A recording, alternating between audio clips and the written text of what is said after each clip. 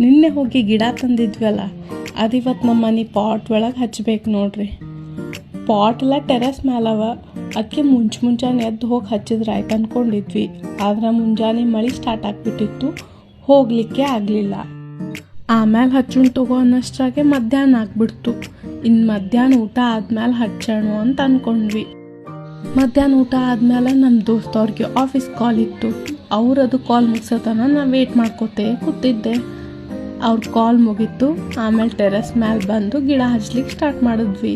First ದುಂಡು ಮಲ್ಗೆ ಗಿಡ ಹಚ್ಚಿದ್ವಿ. ಅದಾದ್ಮೇಲೆ ಕರಿ ಮಲ್ಗೆ ಗಿಡ ಫಸ್ಟಿಗೆ ಎಲ್ಲ ಕೆದರ್ಕೊಂಡು ಅದ್ರದ್ದು ಪ್ಲಾಸ್ಟಿಕ್ ಇರ್ತದಲ್ಲ ಅದು ತೆಗೆದು ಎಲ್ಲ ನೀಟಾಗಿ ಹಚ್ಚಿದ್ವಿ.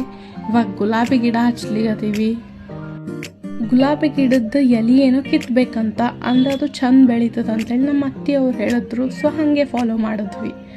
ಅದಾದ್ಮೇಲೆ ಇವಾಗ ಮರದ ಗಿಡ ಹಚ್ಲಿಕತ್ತೀವಿ, ಅಂದ್ರೆ ದವನದ ಗಿಡ. ನಮ್ಮ ಮನೆ ಪಾಟ್ದಾಗಿದ್ದಿದ್ದು ಕಪ್ಪು ಮಣ್ಣು, ಗಿಡ ಜೋಡಿ ಬಂದಿದ್ದು ಕೆಂಪು ಮಣ್ಣು. ಕಪ್ಪು ಮಣ್ಣೇನೋ ಜಾಸ್ತಿ ನೀರು ಹಿಡ್ಕೋತದಂತ, ಕೆಂಪು ಮಣ್ಣು ಜಾಸ್ತಿ ನೀರು ಹಿಡ್ಕೊಳಂಗಿಲ್ಲ ಅಂತ ನಮ್ಮ ದೋಸ್ತವ್ರು ಹೇಳಿದ್ರು. ಗಿಡನೂ ಎಲ್ಲನೂ ಅವರೇ ಹಚ್ಚಿದ್ರು. ಎಲ್ಲ ಕಂಪ್ಲೀಟ್ ಆಯ್ತು ನೋಡ್ರಿ ಗಿಡ ಹಚ್ಚೋದು. ಇವಾಗ ಇವು ಗಿಡ ಹೆಂಗೆ ಬೆಳಿತಾವನ್ನ ನೋಡಬೇಕು.